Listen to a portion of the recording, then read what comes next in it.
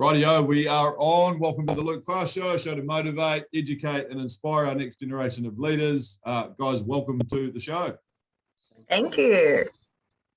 I guess first and foremost, this is going to be challenging. So who's going to answer what, or are we just going to run ad hoc? We'll run a little bit ad hoc. We've got a kind of a feeling of who's going to answer which question. So I mean, you just fire away, and we'll sort of answer them at will. Cool, nice.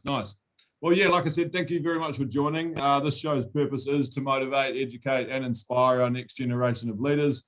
And what you guys are doing in this lifestyle space is certainly very inspiring, to say the least. First things first, though, when did you guys first recognise your actual passion for nature and the environment?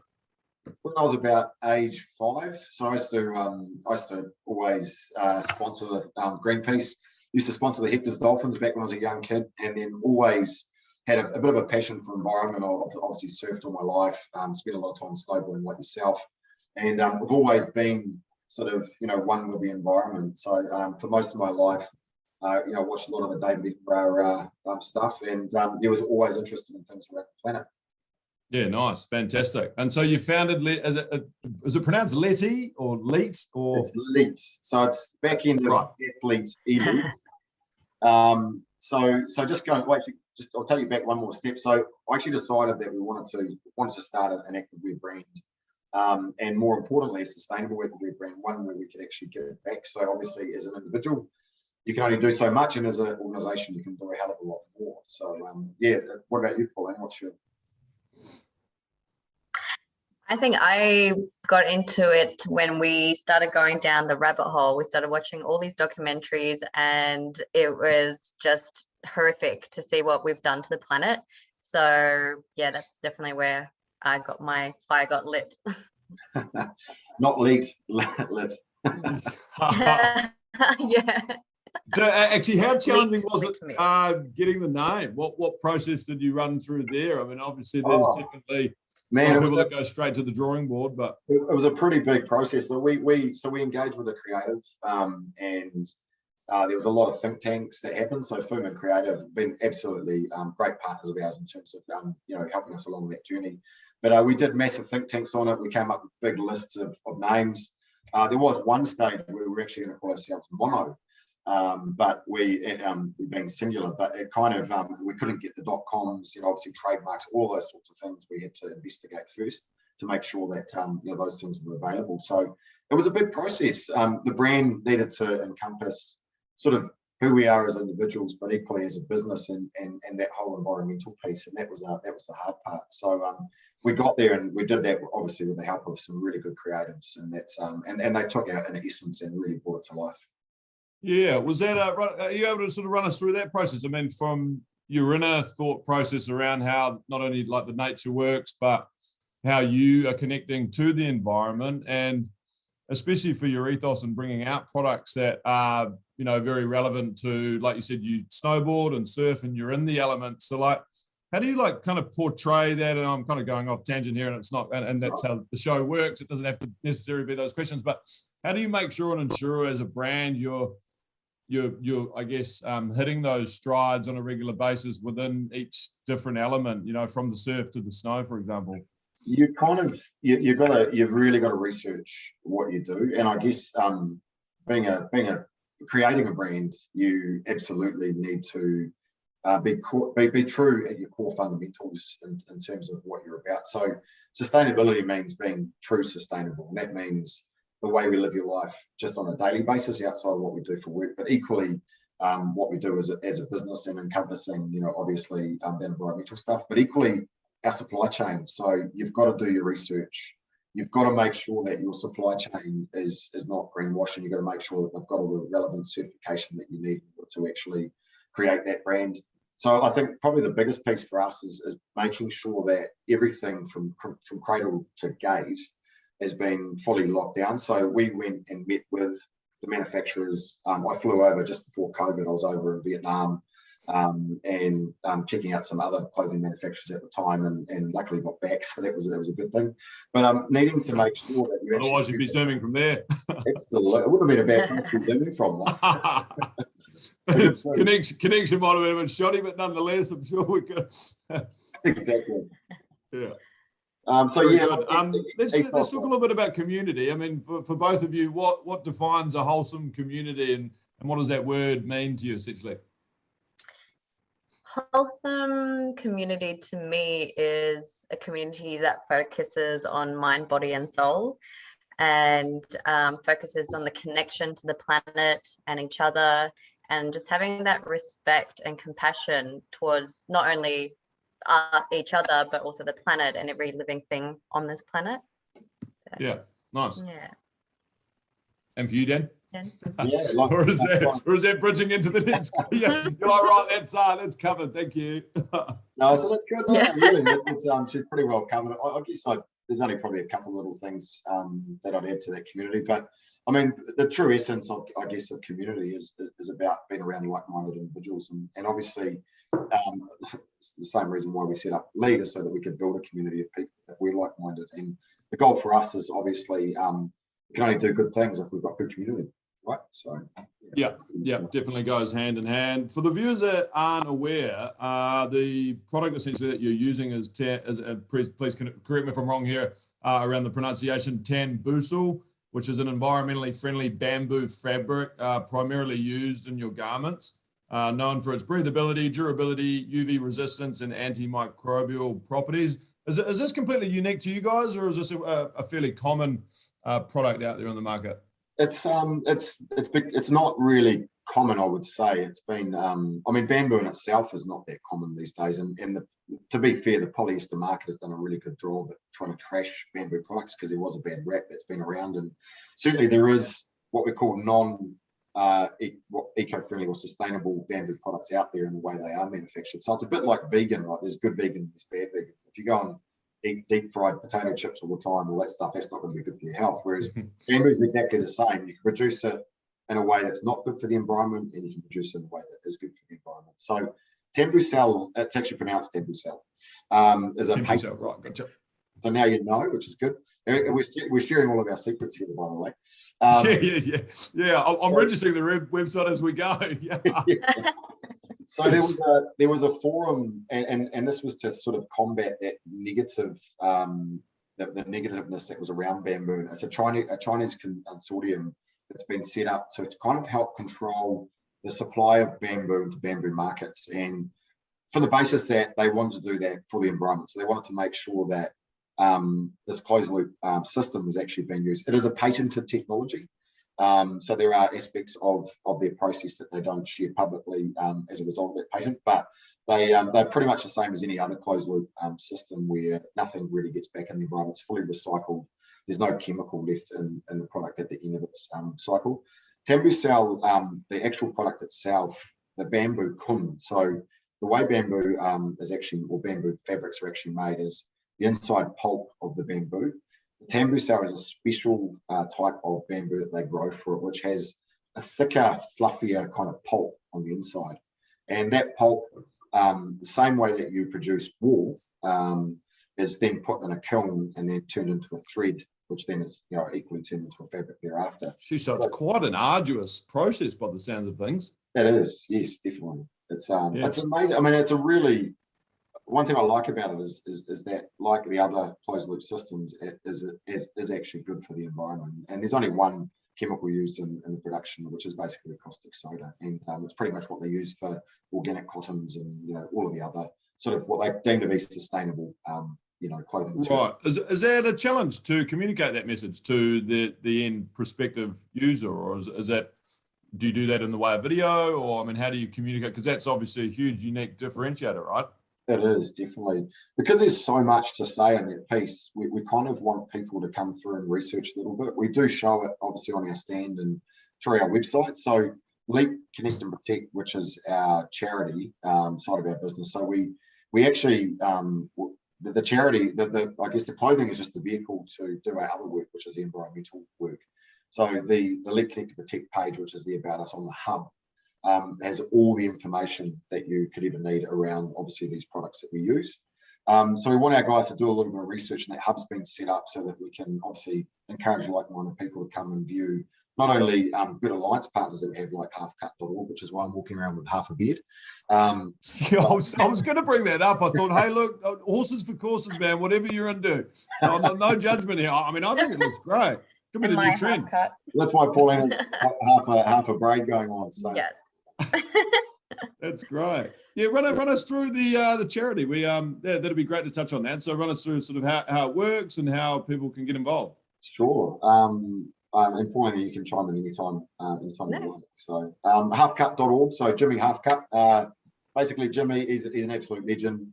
He runs around Australia basically with half a beard. And the reason he started the half beard campaign halfcut.org was to start a conversation about the fact that half the world's rainforest has been cut down. So Jimmy and his partner are both massive environmentalists. They've been saving rainforests in the Amazon, Indonesia, and obviously the current one at the moment is the big Daintree and in Australia. So they'd set up this organisation. We had heard Jimmy on the Plant Proof podcast and with Simon Hill, and obviously Paulina reached out and said, "You've got to listen to this guy." Blah blah blah. So we got on. We're like, right, we're gonna join this guy. We want to be a part of this, and because we're big environmentalists too, so we wanted to have a bit of a cause and a bit of a purpose. So we've joined up as an alliance partner. Where for every $2.50 that you for every purchase, $2.50 from our clothing goes back, which is about 3% of our total turnover, to buying back the world's rainforest in conjunction with halfcut.org. We also get involved in a lot of replanting, beach cleanups, and a whole lot of other stuff. So it's really good charity. It's they're just absolute legends. We've just done a campaign. That's awesome. Which is run in August. They've raised as a collective, so all the alliance partners and several people that have joined the Half Cut Challenge have raised over $800,000 and saved 330,000 square meters of rainforest in Daintree, Australia. Can never be cut down. Wow. Sorry, say that again. So sorry, 800,000, which saves 330,000 square meters. Yeah, of rainforest. Wow. That's fantastic. Can we touch on rainforest just a little bit? So is the huge concern around I've heard many different views around the orangutans, and it's the palm oil they're essentially looking for, aren't they? It's actually a mixture if you take it across. So the leading cause of deforestation really is actually agriculture, animal agriculture, and more importantly is meat production, so mainly beef. And the reason for that is it's one that cutting rainforest down to create paddocks for these livestock, but equally to plant the soil which actually feeds those livestock as well. So that's the leading cause, and also global warming, because when you cut down rainforests, they are a huge carbon sink which releases carbon back into the air. They're also stored in our world's water, and also the biodiversity loss. So you've got a lot of habitats, you've got a lot of animals that rely on that system in order to carry on. So the biggest threat to the planet at the moment really is deforestation, and it's through livestock, but equally, yes, palm oil is also, especially through Indonesia, other parts of the Amazon now where they are growing that palm oil is also a big part of that. And also, like we said, soy production, which is not for human consumption, but for livestock consumption. Yeah, absolutely. Is there a big movement in New Zealand around regenerative farming, which does actually put organic and the good stuff back into soil? Do you know much about that? Is there any truth to that? Or we know factory farming is a huge issue. But I've done a numerous amount of research into this piece, and I think the first question was, when a lot of people said, if I buy organic and I buy local from the farmer, is that better off in terms of my carbon footprint? Well, the short answer is no. It's no different really, because you've still got the pollution going into our waterways. Grass isn't actually that big a carbon sink like people have made it out to be. Equally, organic doesn't necessarily mean it's good for the environment. Regenerative farming, so what we're doing, there's actually a company up in Northland that's testing this and has been doing this for a number of years now, where they let their livestock run wild across its forestry. Now, that's what we call biodiversity, because you're letting an animal run wild in a kind of a natural habitat.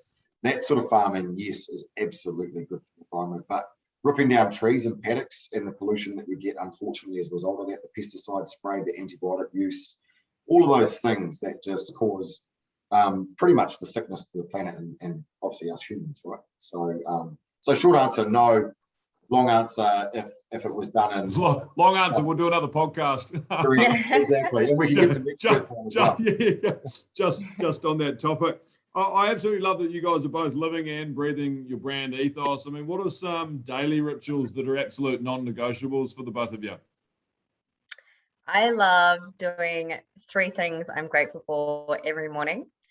And exercise is definitely a must every day. I'm doing a lot of cycling at the moment through lockdown, which is amazing.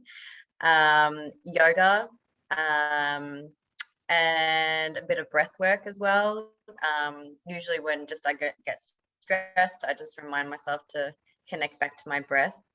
Sorry to interrupt you there, but that's a very good point on the. So what is your breath methodology? Are you doing like more focusing on the out breath, or you do the Wim Hof quick stuff, or? I haven't found one that I love. That I do the box one, and then I saw one on Instagram the other day that's really good for anxiety, which I've always suffered from anxiety. So it's 4 breaths in, hold for a second, and release 8 out. So I've been doing that one through lockdown, and that's been working for me. I've done there's the nose one where you close one of your nostrils. So I've experimented. Wim Hof, not so much. Around. Just yeah. Is it in Wim one Hof, and then out? Not so much. I've done at Revive Festival, but I don't do it generally at home or anything. But yeah, and also just on the daily, I eat plant-based food. That's definitely one of my non-negotiables as well through LETE and everything I would just talk about. So yeah. Great. Big shout out to Revive, by the way. Those boys are crushing it, and looking forward to, hopefully a COVID-free festival next year. Absolutely, mate. Hopefully, yeah. Fingers crossed. Yeah. Fingers crossed. Dan, what about you? What are some non-negotiables? Oh, not negotiable. So certainly plant-based. I moved plant-based 18 months ago. Well, it's actually 19 months now. It's actually getting on. Obviously do my bit for the planet, because that's obviously what I do every day. And changing your food habits is the single most important thing that you can do for the planet. If you really want to stop global warming, what we put into our guts is certainly that first place to start. So a bit of advice for your listeners. I exercise pretty much every day. I box, I do yoga, I walk, I run, I mountain bike, I surf, I snowboard. I'm a pretty active person. Is there anything you don't do, mate? Not really. Hey, just to digress, on that note with the half, are you thinking about doing the hair too, just to really get it going? That's it, and I've already had a challenge put down for next year's half cut challenge. So we do it every year as a campaign, and you can actually join our team, and you can come and do the half cut challenge with us. Oh, happy to, happy to do the hair, whatever it takes. Yeah.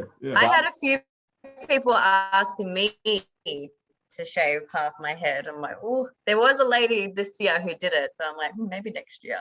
So Paulina, I'll see how much I can raise. I don't know if you know that, but Luke just said that he would cut half his hair next year. So we've got it. Yeah, true. It's on the record. Yeah, let's do it. Let's see how actually passionate you are for the environment. Yeah.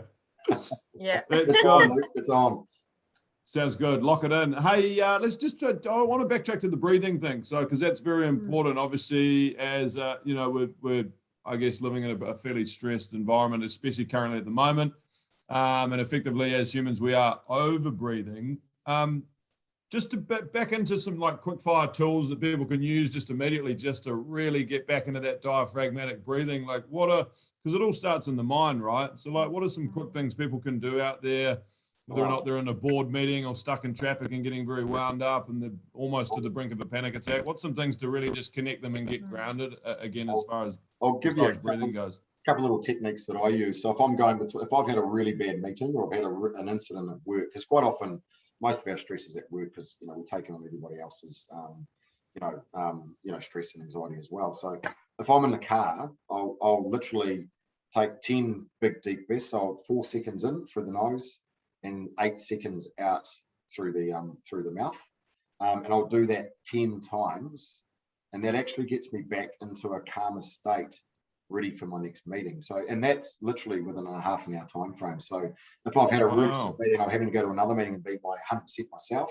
just that one technique helps a million. It's just unbelievable. And on a physiological level, that is literally changing everything internally, right? I mean, it's making your blood flow better. It's releasing your artery. There's so many benefits just from breathing correctly.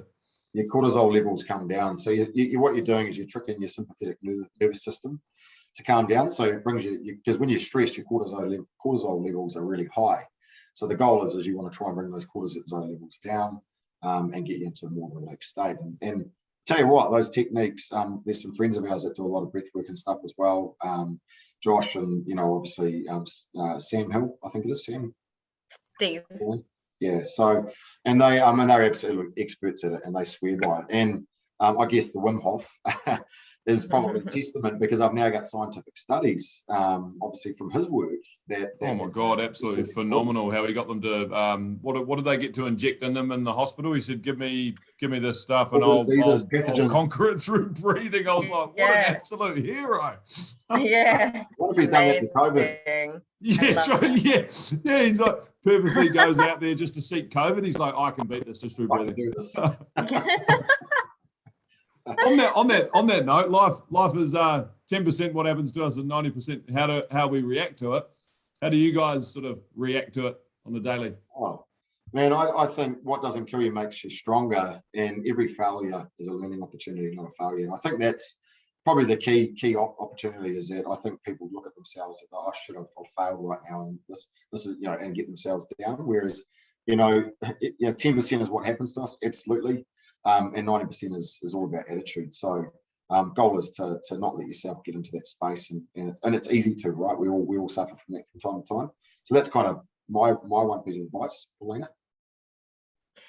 Well, I've been more of a reactive person, but in the last few years, I definitely have learned to take a step back and go inwards and connect with my breath, and just not react so much, and just because you get emotional at first, and then you're like, okay, just take a moment, go for a walk, connect to the breath, and being around Dan, he's such a positive person, so that's definitely influenced me as a human. So yeah, so I try to also think that everything happens for a reason.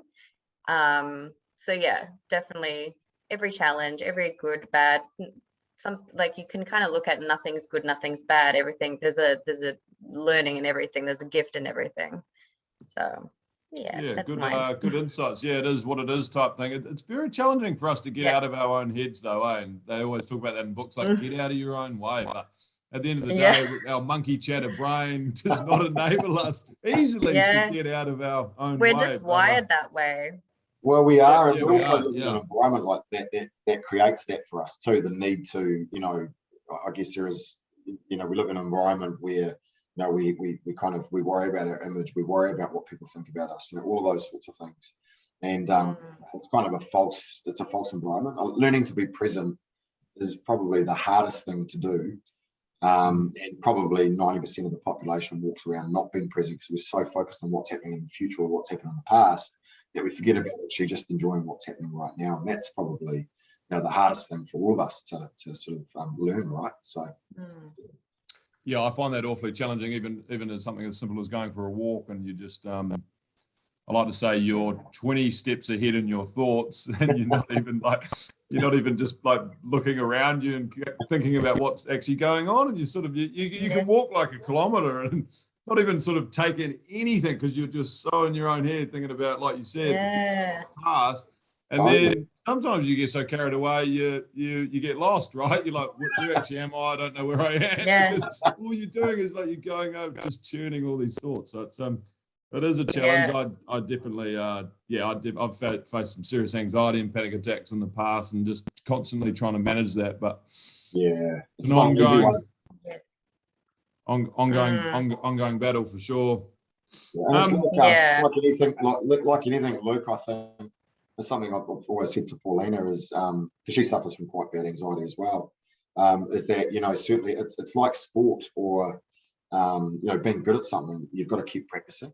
And no different to being mindful and being present, and obviously your breath work. That stuff takes work. So, you know, that's the hardest part is actually is just doing it. So like anything, if you want to be good at it, you've got to practice it. Absolutely. Perfect practice makes perfect, right? Oh, sure does. Very good. Let's I do want to talk about the youth quickly. Obviously, this is a channel for the next generation, and I want to really give them some advice, especially around creating lifestyle brands, which obviously you two know much about. What is a key piece of advice? What's a must do when starting a lifestyle brand? Do your research. And the next one? Yeah. Because I've never heard that one before, Dan. Yeah. But no, very true. Yeah, simple yet effective. Do your homework, do your research. Prior planning prevents piss poor performance. Yeah, and I think the other one for young people, and being that I've worked around a lot of youth and stuff as well, is I would certainly say if you're passionate about it, follow that passion and don't let anybody else tell you otherwise, because too often people will always try to deter you from your dreams and deter you from what you actually want to do. We've had so many people try and talk us out of even doing LETE. So the same thing is just follow your passion and don't listen to anyone. Obviously, make sure that you have good advisors around you that you can go and talk to about what you need to do, because you equally need that as well. But yeah, follow your passion, and if you're really that passionate about it, just go and do it. Don't hold back. Yeah, nice insights. And on that note, I do want to touch on that seriously, because I do think we have a massive issue here in New Zealand with tall poppy syndrome. There's a close correlation, obviously correlation, not causation, to our second highest suicide rates with the OECD. You know, what are your thoughts on that? Why do we want to bring people down and just like strive for equality, and we don't, like, as New Zealanders specifically, really? Because I mean, you guys have traveled the world, I've traveled the world, and you just don't really see it too much heavily in other cultures. But why here in New Zealand? Why do we just want to bring everyone down if someone's trying to jump up high? It's just horrible. And are you there, Paulina? I think you might have frozen. I think we've just lost her for a little bit. I'll carry on. She'll no doubt come back. Oh, there you are. You're back. No, she's not back. Okay. I was actually wondering if her head is just so perfectly still that way that I thought maybe she's doing some breath work. Awesome. Hello. I just lost you guys. Oh, you're back now. Yes. So I guess I thought you were doing some meditation or something. I mean, yeah, no judgment. That was awesome. Before I answer that question, Paulina, do you want to answer that from your perspective, being an outsider, being an Australian, and then I'll answer from being an insider, a Kiwi? Oh, you answer. You answer first, because I missed that. Oh, so he's talking about tall poppy. So do you want to repeat the question, Luke? Is that? Yeah, sure, absolutely. So just in terms of you know, our notorious tall poppy syndrome here in New Zealand, which has a correlation with our second highest suicide rates in the OECD. And I was just saying how we've all traveled the world and we don't sort of see it embraced in cultures, this whole demeanor around bringing someone down if someone's absolutely smashing their goals and crushing it. We have this culture in New Zealand where we really want everyone to just be equalized and on that same playing field. I just want to know what your feedback is, you know, why you think that is the case, and you know, what, apart from Mike King and a couple of others out there that are really doing a lot of work to try to change that. But yeah, just would be good to get your take on it. Dan, I'll let you answer that, because I didn't know that that's a Kiwi thing. Like that. I mean, I knew about the suicide rate, but I didn't. No, definitely. I mean, no, I didn't know that. Yeah, that's that you, like, people bring down each other, and yeah, that's really interesting. It's actually one of my biggest sort of pet hates, to be fair, because I mean, no different. I mean, at a young age, I was running business at a young age. Age 19, I was running my own bungee site in Japan, and so I'd always had people. It's this jealousy thing, right? It's this whole keeping up with the Joneses, people wanting to be where you are, but have the need to sort of want to just pull you down to their level because they're not happy in themselves. And I think New Zealand, you know, suffers from this in a massive way compared to some of the other countries that I've been to. I've travelled all around the world as well. And it's a real shame. And I think, you know, what I've done now is I've actually surrounded myself with people that actually bring me up. opposed to bring me down, because certainly my influence, or my circle of influence is quite important to me now, especially in my older years. But when you're younger, you don't really recognise that, and unfortunately, it runs rife. And you're right, suicide rates. It's that whole. I think people feel like they're a failure if they're not successful. And again, I think a lot of it comes back to that whole. We've set up a society where it's that kind of keeping up with the Joneses mentality. You've got to look a certain way. I mean, I've seen at my gym, my boxing gym at Shane Cameron's, we've got I've seen 13, 14-year-old kids in there pushing weights because they want to look a certain way, and social media is driving it, so we're up against it, I think, as a society, and school. You're probably the same, Paulina and Luke. At school, that was a tough time. How vicious kids are towards each other is just unbelievable. It was one of my worst experiences was going through high school as a result of bullying that used to go on. My sister used to get bullied, and we didn't come from a very rich family. We were quite poor with my mum. My dad's side was rich, my mum's side was poor. So we were walking around in rags and getting teased for what we're wearing. And so, yeah, I mean, I don't know what the magic answer is to that, but I certainly think that we as a nation, I think we need to step up, and I think we need to bring our people up and, tell them that it's okay. And you don't need to be, follow your passion, follow your heart and what you want to do. Don't follow somebody else's dream. And I think that's what a lot of us get caught up with, to be fair. Yeah, great insights there, Dan, and some good takeaways there, seriously, and it is going to be hard to change that culture because it's been embedded for so many years, but it's not productive, it's not healthy, and it's sad because at the end of the day, when our like we've touched on, the suicide rates that are just drastically high. It's got to change, and I think it does start with the small things like just the conversation, and being around your mates and patting them on the back when they're doing something good, and not as opposed to squabbling and excuse the term, bitch talking behind their back, going, oh, he sucks, he shouldn't be doing that, or all that negative garbage. So there's some good stuff. I think teaching compassion at school would be a huge start, because I think, and males in particular, I mean, females are very good at talking about their feelings. Us males aren't, right? And it's something I had to learn as I grew up, and as a lot of males do. It's hard enough, bro. You can't act a certain way. Whereas, now you got friends that ring me and check in just to see, make sure everything's around. And I think doing that as a friend is probably one of the most important things that you could do. Just check in on somebody, how they're doing. It's the first step. Yeah, absolutely. Yeah, Paulina, your thoughts on the talk hobby, and also, so did you grow up in Australia? I mean, it's really. I mean, Australians are more backed on and support meritocracy more so than us, I would imagine. No. Yeah, I think so. And I did spend a lot of time in America as well, and I found the people seemed more encouraging there. I don't know. There's just something about the Americans that I really liked when I was there, and very different to Australia again. But I've only been in New Zealand for, I think, it's 3 years now.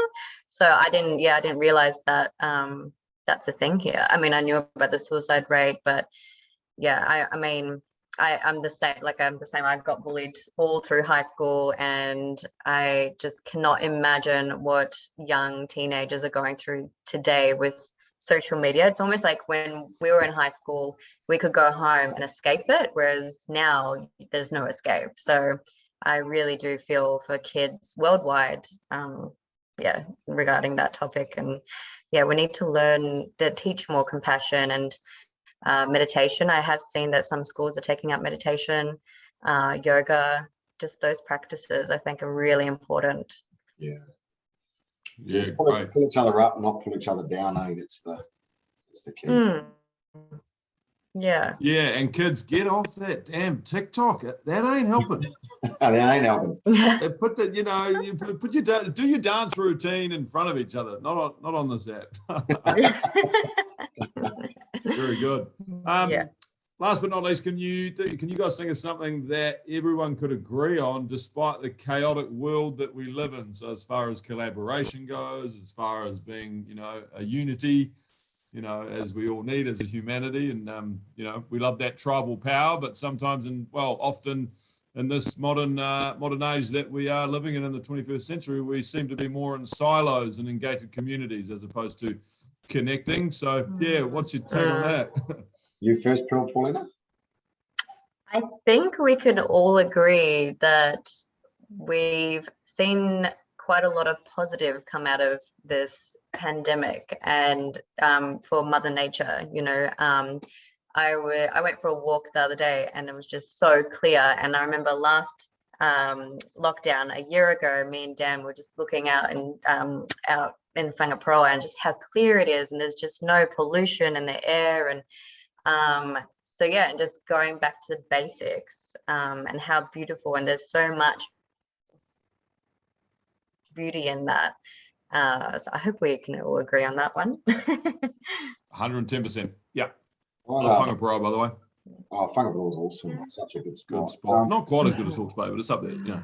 It's close. That's beautiful. What's your thoughts on that one, Dan? The chaotic world that we live in. So I think, and I'll take and look, I'll recite a little bit about sort of what the iwi would say, or what New Zealand Māori would say, because I taught about obviously connection, and when you get back to the land, and this is what I call it, is we've lost that connection between Mother Nature and ourselves, right? And a lot of that is due to obviously the way we operate today, and you can see it when you look at maps, you know, where you see big concrete jungles, and then bordering on that is the environment, and we spend so much of our time away from connecting with Mother Earth, right? And so I would say the one thing that I think that we can all agree on is that we need to connect more with the environment, more with each other, and that I think that's the key to solving a lot of the issues that we have, from even our our problem with global warming at the moment, which is a serious issue. How do we do that more though? You know, especially with technology in our phones. I mean, that is the culture now, and that's seriously embedded in. I mean, the addiction is real. You know, that dopamine hit, every like, every share, every comment. You know, I mean, people are, as we all see it when we go out and have a meal, right? It's like people are more on their phones, even when they've got their tribe around them, and it's just like, how do you change this? Apart from, I love some cafes doing the no phone approach as you enter. I mean, that's cool. Yeah. I reckon we should have like one of those holiday days, but it shouldn't be a day. It should be a month. So it should be get out and connect month. And it's not a bad idea. You should get old Auntie Cindy on the phone and pitch that bill. That's a good one. I like that.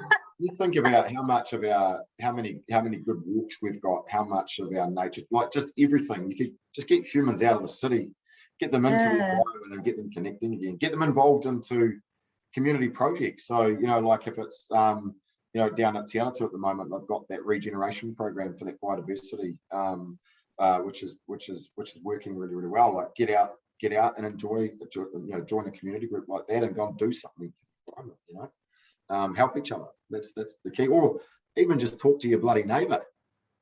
Yeah. Yeah. There's something so simple as that. Pop your head over the darn fence and say good day. Yeah. Very good. Well, we won't be doing that here at Mum's, because seriously, her irrigation system is watering on their garage. So it's a little bit tense at the moment. So I mean, but anyway, even in conflict, you could pop your head over and go, let's just talk about it. Let's discuss this, Don't suffer in frustration. Hey guys, that's all we got time for today. That's the Luke Farr show to motivate, educate, and inspire our next generation of leaders. And you two are certainly doing that on so many levels. Thank you so much for coming on the show. Dan, Paulina, much appreciated. Thank you. Thank you. Thank you, mate. Lastly, though, just do your tag. Where can we, the website, social handles, and just give us the plug. That's leteactive.com and Instagram, Facebook, Twitter, TikTok, LETE Active. TikTok. So yes. Nice. Yeah. What are you guys doing on TikTok? All of them. We're everywhere. But it's business. But hopefully we're inspiring people. Yeah. Oh, that's awesome. Hopefully we're inspiring thank you people so much. through social media. So the LETE tag, just one finish line on that is connect and come and connect and protect with us, because that's our tagline is LETE, connect and protect. Protect what is sacred, the health of humans and the planet. So come along the journey and come and look at what we do. Yeah. Awesome. Awesome. Love the brand slogan. Thank you, guys. What I'll do, I'll just Thank you. hit stop record, and then we can do a quick